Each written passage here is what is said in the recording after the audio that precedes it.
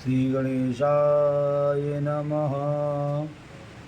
श्री सत्यनारायण देवताभ्यो नमः। अथ प्रथमो अध्याय। एक समय नैमिषारण्य तीर्थ में शौनक आदि 88,000 ऋषियों ने श्री सूत जी से पूछा कि हे प्रभु, इस घोर कलयुग में वेद विद्या रहित मनुष्य को प्रभु भक्ति किस प्रकार मिलेगी तथा उनका उद्धार कैसे होगा। हे महामुनि, कोई ऐसा तप और व्रत बताएं जिससे थोड़े से समय में पुण्य प्राप्त हो और मनवांछित फल मिले। उस कथा को सुनने की हमारी हार्दिक इच्छा है। सर्वशास्त्र ज्ञाता श्री सूत जी कहते हैं कि हे वैष्णवों में पूज्य, आप सभी ने सर्व प्राणियों के हित की बात पूछी है। अब मैं उस श्रेष्ठ व्रत को आप लोगों से कहता हूँ जिस व्रत को नारद जी ने श्री लक्ष्मी नारायण से पूछा था। श्री लक्ष्मीपति ने मनुष्य शनादि से कहा था, सो ध्यान से सुनिए। एक समय योगी राज नारद जी दूसरों के हित की इच्छा से अनेक लोकों में घूमते हुए मृत्युलोक में आ पहुँचे। वहाँ अनेक योनियों में जन्मे हुए प्रायः सभी मनुष्यों को अपने कर्मों के द्वारा अनेक दुखों से पीड़ित देखकर सोचा कि इनका किस यत्न के करने से इनके दुखों का नाश हो सकेगा। ऐसा मन में सोचकर मुनि श्रेष्ठ नारद जी विष्णु लोक को चले गए। वहाँ श्वेत वर्ण और 4 भुजाओं वाले देवों के इस नारायण जी को देखा, जिनके हाथों में शंख चक्र और पद्म थे तथा वरमाला पहने हुए थे। उन्हें देखकर बड़े आदर भाव से स्तुति करने लगे, और भगवान आप अत्यंत शक्ति से संपन्न हैं, मन तथा वाणी भी आपको नहीं पा सकती। आपका आदि मध्य और अंत नहीं है, निर्गुण स्वरूप सृष्टि के कारण भूतों भक्तों के दुखों को नष्ट करने वाले हैं। आपको मेरा नमस्कार है। नारद जी की से इस प्रकार की स्तुति सुनकर विष्णु भगवान बोले कि हे महामुनि, आपके मन में क्या है? आपका यहाँ किस काम के लिए आगमन हुआ है? यह निसंकोच होकर बताओ। नारद जी कहते हैं कि मृत्यु लोक में सब मनुष्य जो अनेक योनियों में पैदा हुए हैं, अपने अपने कर्मों के द्वारा अनेक प्रकार के दुखों से दुखी हुए हैं। हे नाथ, मुझ पर आप दया रखते हैं तो बतलाइए कि उन मनुष्यों के सब दुख थोड़े से प्रयत्न से कैसे दूर हो सकते हैं। श्री विष्णु भगवान जी बोले कि हे नारद, मनुष्य की भलाई के लिए तुमने बहुत अच्छी बात पूछी है। जिस काम के करने से मनुष्य मोह से छूट जाता है वह मैं तुमसे कहता हूँ। बहुत पुण्य देने वाला, स्वर्ग तथा मृत्यु लोक दोनों में दुर्लभ भगवान श्री सत्यनारायण जी का व्रत है। आज मैं प्रेम बस होकर तुमसे कहता हूँ कि श्री सत्यनारायण का यह व्रत अच्छी तरह विधि पूर्वक संपन्न करके मनुष्य तुरंत ही यहाँ शुरू होकर मरने पर मोक्ष को प्राप्त कर लेता है। श्री विष्णु भगवान के वचन सुनकर नारद जी कहते हैं कि इस व्रत का क्या फल है और क्या विधान है, और किसने व्रत किया और किस दिन यह व्रत करना चाहिए। भगवान ने उसको विस्तार से बताया। भगवान बोले कि नारद, दुख शोक आदि को दूर करने वाला, धन धान को बढ़ाने वाला तथा सौभाग्य व संतान को देने वाला यह व्रत सब स्थानों पर विजयी दिलाने वाला है। भक्ति और श्रद्धा के साथ किसी भी दिन संध्या के समय श्री भगवान सत्यनारायण जी का शाम के समय ब्राह्मण और बंधुओं के साथ धर्मपरायण होकर पूजन करें। भक्ति भाव से नैवेद्य प्रसाद के लिए का फल घी, दूध और गेहूँ का चूरमा सवाया लें। गेहूँ के अभाव में साठी का चूर्ण, शक्कर तथा गुड़ लें और श्रद्धा भाव से भगवान को अर्पण करें तथा बंधुओं सहित ब्राह्मणों को भोजन करावें। तत्पश्चात स्वयं भोजन करें। अंत में भजन आदि का आचरण करके श्री सत्यनारायण भगवान के स्मरण करते हुए समय व्यतीत करना चाहिए। इस तरह व्रत करने पर मनुष्य की सभी इच्छाएँ पूरी होती हैं। विशेषकर इस घोर कलयुग में इससे सरल और इससे छोटा कोई उपाय नहीं। बोले सत्यनारायण भगवान की जय। स्कंद पुराणे रेवाखंडे प्रथमो अध्यायः।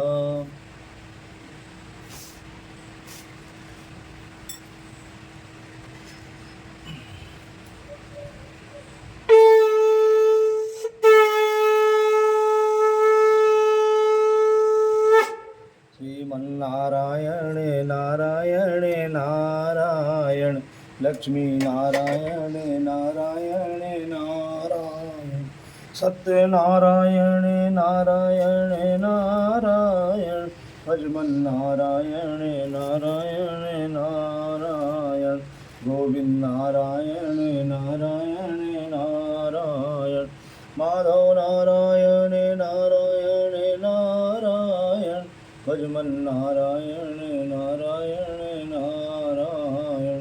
बोले सत्यनारायण भगवान की जय।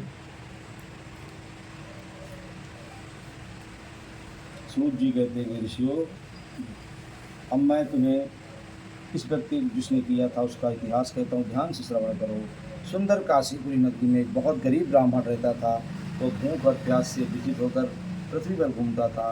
ब्राह्मणों से प्रेम भाव रखने वाले श्री भगवान ने ब्राह्मण को दुखी देखा और एक बूढ़े ब्राह्मण का रूप धारण किया और उसके पास जाकर आदर के साथ पूछा कि हे विप्र, आप अत्यंत दुखी होकर इस पति पर क्यों घूमते हैं? इस श्रेष्ठ ब्राह्मण, ये मुझे बताओ, मैं सुनना चाहता हूँ। ब्राह्मण ने कहा कि मैं एक निर्धन ब्राह्मण हूँ और भिक्षा के लिए पृथ्वी पर घूमता हूँ। भगवान, यदि आप इससे छुटकारा पाने का कोई उपाय जानते हैं तो कृपा करके मुझे बताएं। वृद्ध ब्राह्मण बोला कि घोर कलयुग में भगवान श्री सत्यनारायण मनवांछित फल देने वाले हैं, इसलिए ब्राह्मण तुम उनका पूजन करो, जिसके करने से मनुष्य सब दुखों से मुक्त हो जाता है। ब्राह्मण को व्रत का सारा विधान बतलाकर बूढ़े ब्राह्मण का रूप धारण करने वाले भगवान श्री सत्यनारायण अंतर ध्यान हो गए और जिस व्रत को वृद्ध ब्राह्मण ने बतलाया ना, उसको अवश्य करूँगा। निश्चय करने पर ब्राह्मण को रात भर नींद नहीं आई। वह सवेरे जल्दी उठकर भगवान श्री सत्यनारायण के व्रत को निश्चय कर भिक्षा के लिए चल दिया। उस दिन उसको भिक्षा में बहुत सारा धन मिला, जिससे भाई बंधुओं के साथ उसने भगवान श्री सत्यनारायण जी का व्रत किया और इसके करने से वह ब्राह्मण सब दुखों से छूटकर अनेक प्रकार की संपत्तियों से युक्त हो गया।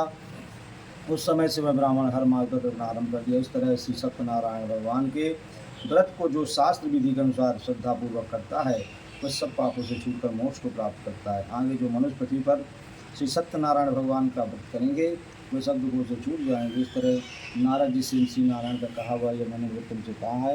हे विप्रो, मैं और क्या कहूँ? मुझसे कह इसी बोले कि हे महामुनि, संसार में इस ब्राह्मण से सुनकर किस किसने इस व्रत को किया है सब सुनना चाहते हैं।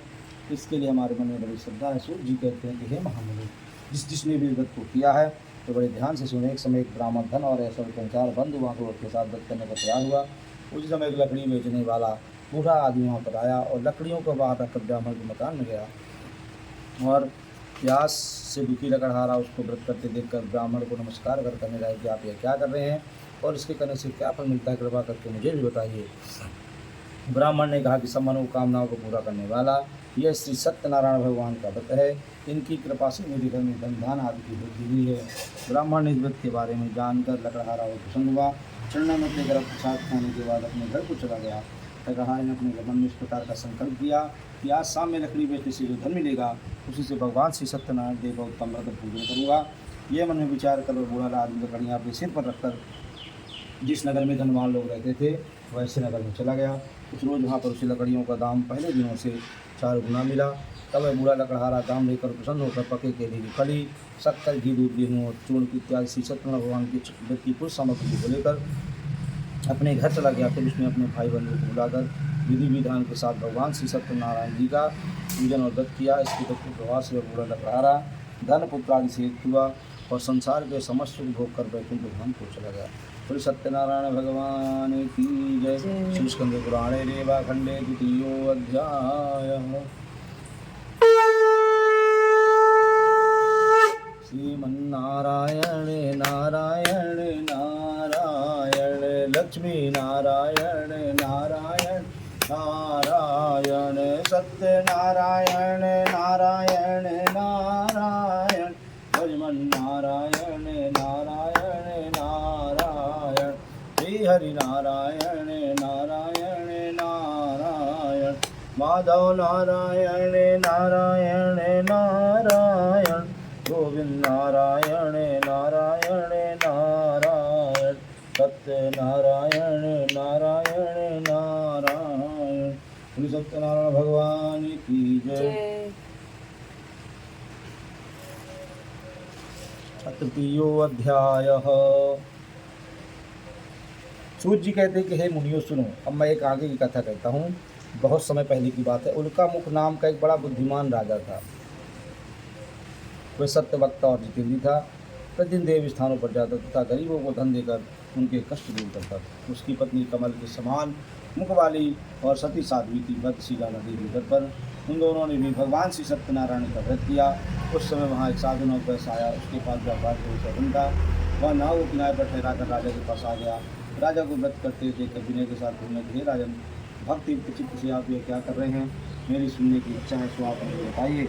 राजा बोला कि साधु, अपने भाई बंधुओं के साथ पुत्रादि की प्राप्ति के लिए ये महाशक्तिवान श्री सत्यनारायण भगवान का व्रत पूर्ण कर रहा हूँ। राजा के वचन को सुनकर साधु आदर से बोला, ये राजा, मुझसे इसका सब विधान कहो, मैं भी आपके कथन इस व्रत को करूँगा। मेरे भी कोई संतान नहीं है और इससे निश्चय होगी। राजा सब विधान सुनकर व्यापार से मृत होकर आनंद के साथ अपने घर गया। साधु वैष्णव ने अपनी स्त्री संतान देने वाले इस व्रत का समाचार सुनाया और प्रण किया कि जब मेरी संतान होगी तो मैं व्रत को करूँगा। भगवान श्री सत्यनारायण की कृपा से उसकी पत्नी गर्भवती हो गई तथा 10वें महीने में उसके यहाँ एक सुंदर कन्या का जन्म हुआ और वह दिनों दिन इस तरह बढ़ने लगी जैसे शुक्ल पक्ष का चंद्रमा बढ़ता है। तो कन्या का नाम कलावती रखा गया। तब लीलावती ने अपने पति से कहा कि आपने संकल्प किया था भगवान का व्रत करूँगा, आप उसे पूरा करिए। साधु ने कहा कि हे प्रिय, अब इसके विवाह पर करूँगा। इस प्रकार वो पत्नी का आश्वासन देकर वह नगर को व्यापार करने चला गया। धीरे धीरे कलावती पितृगृह में बढ़ने लगी और लौटने पर साधु ने जब नगर में सखियों के साथ अपनी पुत्री को देखा तो तुरंत बुलाकर कहा इसकी पुत्री के लिए कोई सुंदर वर लेकर आओ। साधु नागदास की आज्ञा पाकर एक कंचन नगर पहुँचा। वहाँ पर बड़ी खोज और देखभाल कर लड़की के लिए सुयोग बड़ी पुत्र को ले आया। उस सुयोग लड़के को देखकर साधु ने अपने भाई बंधुओं से प्रसन्नचित्त होकर अपनी पुत्री का विवाह उसके साथ कर दिया, किंतु दुर्भाग्य से विवाह के समय व्रत करना भूल गया। तब श्री भगवान प्रेरित हो गए। उन्होंने वैश्य को साथ दिया कि तुम्हें दारोग्य प्राप्त होगा। अपने कार्य में कुशल साधु जामाता सहित नाव को लेकर व्यापार करने के लिए समुद्र के समीप स्थित रत्नपुर नगर में गया। वहाँ दोनों ससुर जमाई चंद्रकेतु राजा को नगर में व्यापार करने लगे। रोज भगवान श्री सत्यनारायण की माया से प्रेरित कोई चोर और राजा का धन चुराकर भागा जा रहा था, किंतु राजा के दूतों को आता देखकर चोर ने घबराकर भागते हुए राजा के धन को वहीं चुपचाप रख दिया जहाँ पर ससुर और जमाई सोए हुए थे। जब दूतों ने उस साधु वैश्य के पास राजा के धन को रखा देखा तो धन दोनों को बांध कर ले गए और प्रसन्नता से दौड़ते हुए राजा के समीप जाकर बोले ये दो चोर हम पकड़ रहे हैं, आप देखकर आज्ञा दे। तब राजा ने बिना उनकी बात सुने ही आज्ञा दी कि इनको कठिन कारावास में डाल दिया जाए और उनका सब धन भी छीन लिया जाए। भगवान श्री सत्यनारायण के श्राप द्वारा उनकी पत्नी भी घर पर बहुत दुखी हुई और घर पर जो सामान रखा था सब चोर चुरा कर ले गए। शारीरिक व मानसिक पीड़ा तथा भूख प्यास से अति दुखित होकर अन्य की चिंता में कलावती एक कन्या एक ब्राह्मण के घर में गई। वहाँ उसने भगवान श्री सत्यनारायण का पूजन होते देखा और हे पुत्री पूजन होते देखा और कथा सुनी तथा प्रसाद ग्रहण कर रात को घर लौटी। माता ने कलावती से कहा कि हे पुत्री, अब तक तू कहाँ थे, तेरे मन में क्या है? कलावती ने कहा कि माँ, मैंने एक ब्राह्मण के घर पर भगवान श्री सत्यनारायण का व्रत और पूजन देखा है। कन्या के वाचन को सुनकर लीलावती भगवान के पूजन की तैयारी करने लगी। लीलावती ने परिवार और भाई बंधुओं सहित भगवान श्री सत्यनारायण का पूजन किया और क्षमा प्रार्थना की कि मेरे पति और सदामाद श्री राजा आ जाए। साथ ही प्रार्थना की हम सबका अपराध क्षमा करें। भगवान श्री सत्यनारायण भगवान इस व्रत से संतुष्ट हो गए और राजा चंद्रकेतु को स्वप्न में दर्शन देकर कहा कि हे राजन, जिन दोनों वैश्यों को तुमने कैद करके रखा वे निर्दोष हैं, उन्हें छोड़ दो। उनका सब धन जो तुमने ग्रहण किया दे दो, नहीं तो मैं तेरा धन राजपुत्र सब कुछ नष्ट कर दूंगा। राजा से ऐसे वचन कहकर भगवान अंतर ध्यान हो गए। प्रातःकाल चंद्रकेतु ने सभा में स्वप्न सुहाया और सैनिकों को आज्ञा दी कि इन दोनों बड़े पुत्रों को कैद से मुक्त करके सभा में लाया जाए। दोनों ने आते ही राजा को नमस्कार किया। राजा ने मीठे बाड़ी से अपनी गलती की क्षमा मांगी और उनसे कहा, हे महानुभाव, भाग्यवश आप लोगों को ऐसा कठिन दुख प्राप्त हुआ है, अब आपको कोई भय नहीं है। ऐसा कहकर राजा ने उनको नए नए वस्त्र आभूषण पहनाए तथा जितना धन लिया था उसे दुगना देकर विदा कर दिया। दोनों वैश्य अपने घर को चल दिए। बोले सत्यनारायण भगवान की जय। श्री स्कंद पुराणे रेवा खंडे तृतीयोऽध्यायः।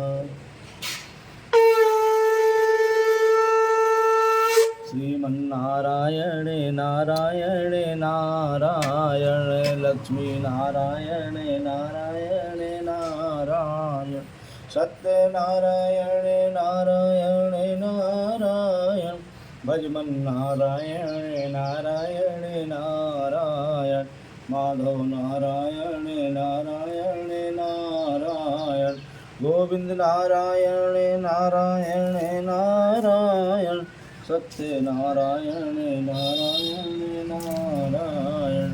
बोले सत्यनारायण भगवान की जय। अथ चतुर्थोऽध्यायः। सूर्य कहते हैं कि वैश्य ने मंगलाचार करके यात्रा आरंभ की और अपने नगर के चला। थोड़ी दूर निकलने पर दंडी वेशधारी भगवान श्री सत्यनारायण ने उनसे पूछा, ये साधु, तेरी नाव में क्या है? अभिमानी बड़ी खस्ता हुआ बोला कि हे दंडी महाराज, आप ऐसा क्यों पूछते हो? क्या धन चाहिए?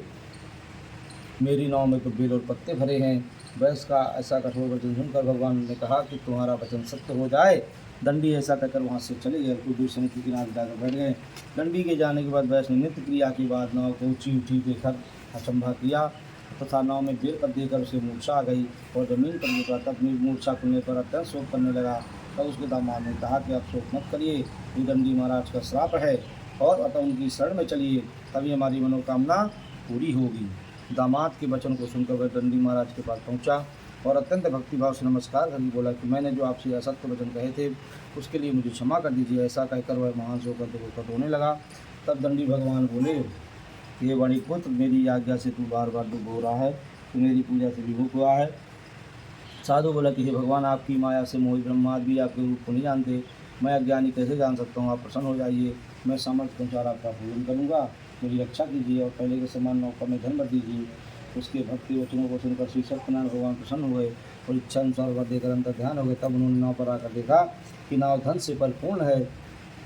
फिर वह भगवान सत्यनारायण का पूजन करके साथियों सहित अपने नगर को चला।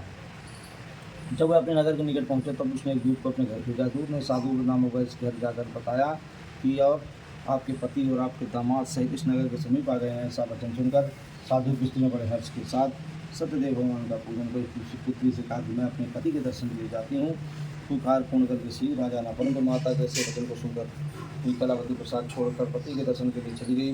प्रसाद के अपमान के कारण सत्यदेव ने दुष्ट होकर उसके पति को नाव सहित जल में डुबो दिया और कलावती अपने पति को ना देखकर रोती हुई जमीन पर गिर पड़ी। इस तरह नौका को डूबा हुआ था। कन्या को रोती हुई देखकर साधु बोला कि भगवान, मुझसे मेरे परिवार से आकर जो भी भूल उसके क्षमा कर दीजिए। दीन वचन को सुनकर भगवान अंत प्रसन्न हो गए और आकाशवाणी हुई है, साधु वैश्य, तेरी कन्या मेरा प्रसाद को छोड़कर आई है, इसीलिए इसका पति अदृश्य हुआ, यदि घर जाए और प्रसाद खाकर लौटे तो उसका पति उससे मिल जाएगा। ऐसी आकाशवाणी सुनकर कलावती ने घर जाकर प्रसाद खाया। फिर आकर पति के दर्शन के तत्पश्चात साधु ने बंधु बांधवों को श्री सत्यनारायण भगवान का पूजन करने लगा और उस दिन से हर पूर्णिमासी को भगवान श्री सत्यनारायण का पूजन व्रत शुरू कर दिया। फिर श्लोक का शुभ होकर अंत में स्वर्गलोक को चला गया। बोले सत्यनारायण भगवान की जय। स्कंद पुराणे रेवाखंडे चतुर्थो अध्यायः।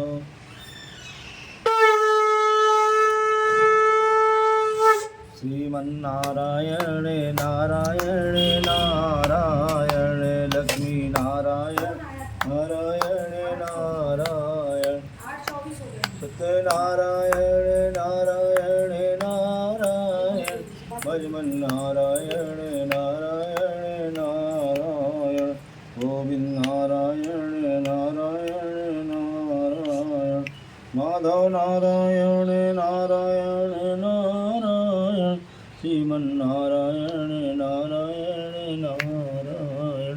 बोले सत्यनारायण भगवान की जय। कुछ करिए।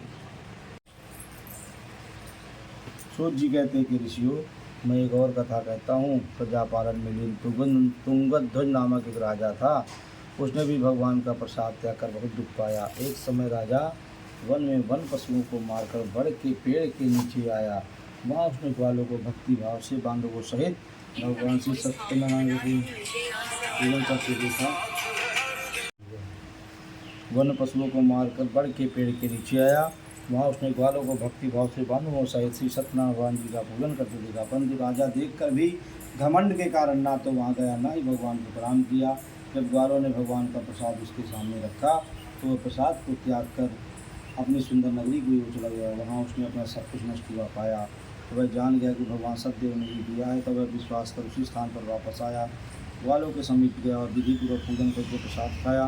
भगवान श्री सत्यनारायण की कृपा से पहले जैसे था वैसा सब कुछ हो गया और दीर्घ काल तक सुख भोग कर मरने पर स्वर्गलोक को चला गया। जो मनुष्य इस परम दुर्लभ व्रत को धारण करता है, भगवान की कृपा से उसे धन दान की प्राप्ति होती है। धन धनी और बंदी बंधन से मुक्त होकर निर्भय हो जाता है। संतानहीनों को संतान की प्राप्ति होती है तथा सभी मनोरथ पूर्ण होकर अंत में वैकुंठ धाम हो जाता है। जिन्होंने पहले व्रत को किया था, अब उनके दूसरे जन्म की कथा कहता हूँ। वृद्ध सतन ब्राह्मण ने सुदामा के रूप में जन्म लेकर मोक्ष को प्राप्त कर लिया।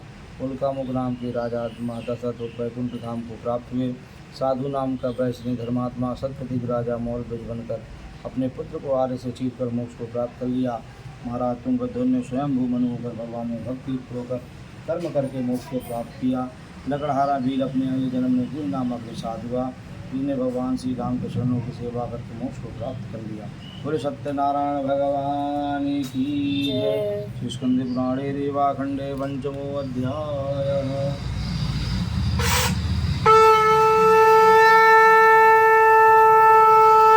श्रीमन्नारायण नारायण नारायण लक्ष्मी नारायण नारायण नारायण सत्यनारायण नारायण नारायण भजबन नारायण नारायण नारायण गोविंद नारायण नारायण नारायण।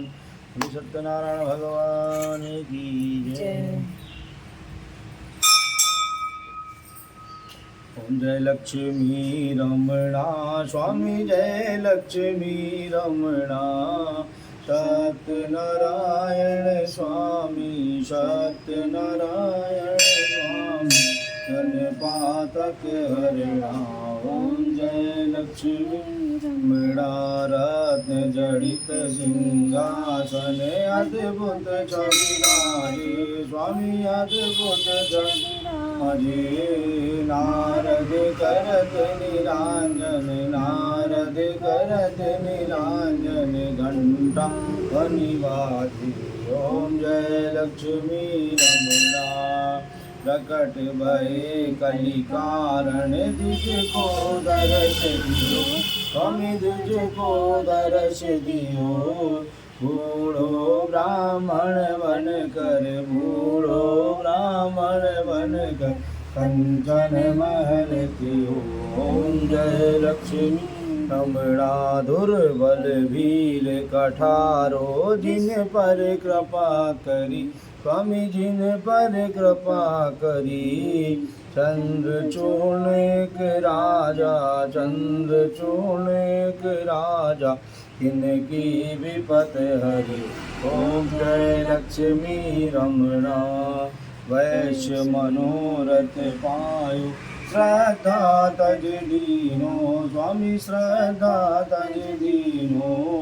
सो फल भोग्यो प्रभु जी सो फल भोग्यो प्रभु जी फिर स्तुति कीनो। ओम जय लक्ष्मी रमणा भाव भक्ति के कारण छिन छिन रूप धरो स्वामी छिन छिन रूप धरो। श्रद्धा धारण कीनो दिन के काज सरू। ओम जय लक्ष्मी रमणा बाल बाल संग राजा वन में भक्ति करी स्वामी वन में भक्ति करी। मन वांछित फल दीनो मन वांछित फल दीनो दीन दयालु हरि। ओम जय लक्ष्मी रमणा चढ़त प्रसाद सवायो कदली फल मेवा स्वामी कदली फल मेवा। धूप दीप तुलसी से राजी सत्य देवा। ओम जय लक्ष्मी रमणा सत्यनारायण जी की आरत जो कोई जन गावे स्वामी प्रेम सहित गावे। कहत शिवानंद स्वामी मन भजत हरि हर स्वामी मन वांछित फल भावे। ओम जय लक्ष्मी रमणा जय लक्ष्मी रमणा स्वामी जय जय लक्ष्मी रमणा। सत्यनारायण स्वामी सत्यनारायण स्वामी जनपातक हरिणा। ओम जय लक्ष्मी रमणा कर्पूर गौरम करुणावतारम संसार सारम भुजगेन्द्रहारम सदा वसंतं मते भवं भवानी सहितं नमामि। त्वमेव माता च पिता त्वमेव बन्धु च सखा त्वमेव विद्या द्रविणं त्वमेव सर्वं मम देव देव। जलेन शीतलीकरणं देवो शान्तिरस्तु शान्तिर्भवतु सर्वारिष्ट शान्तिर्भवतु। देवादिवेन्द्रमाराधित्यं 5 मिनट लगे बस बैठिए। कोई बात नहीं शाम को ले जाऊंगी ना दुकान। देवादिवेन्द्रमाराधित्यं समर्पयामि सर्वेभ्यो देवेभ्यो नमः। ओमावाहनं न जानामि तवाचनं पूजां चैव न जानामि क्षमस्व परमेश्वरा। मन्त्रहीनं क्रियाहीनं भक्तिहीनं जनार्दनाय पूजितं मया देवा परिपूर्णं तदस्तु मे। कथं पापं कथं दुःखं कथं दारिद्र्यमेव च आगता सुखसम्पत्तिः पुण्यः दर्शनात् पापोऽहं पापकर्माहं पापात्मा पापसंवाद त्राहि मां। पुण्डरीकाक्ष सर्वपापहरो हरः। भगवान कर लीजिए। ओम विष्णु विष्णु विष्णु नमः परमात्मा दियावराधे शीशे द्वारा है कल्पे भूलोके जम्बूद्वीपे भरतवर्षे भरतखंडे दिल्ली क्षेत्र अंतर्गत निरंकारी कॉलोनी स्थिते बाबालाल वेगवंदे परिसरे रौद्र नाम संवत्सरे मासानां मासोन्मते ज्येष्ठाधिक मासे शुभे शुक्ल पक्षे अद्य पूर्णमासीयां महापुण्यतिथौ रविवासरे शुभनक्षत्रे शुभयोगे शुभकर्णे श्रुतिस्मृति प्राणो प्राप्ति कामः कश्यप गोत्रोत्पन्नो प्रणाम समस्त कामना सिद्ध्यर्थम श्री गणपति सहिताय समस्त देवी देवता पूजनम अर्चनम सेवता श्री सत्यनारायण देवता कृपा प्राप्त्यर्थम पूजनम अर्चनम श्री सत्यम कथायां श्रवणम एकद ब्राह्मण द्वारा गौदान संकल्पम अहम करिष्ये ओम एकदंताय विद्महे वक्रतुंडाय धीमहि तन्नो दन्ति प्रचोदयात् संकल्प सिद्धिरस्तु संकल्प सिद्धिरस्तु संकल्प सिद्धिरस्तु।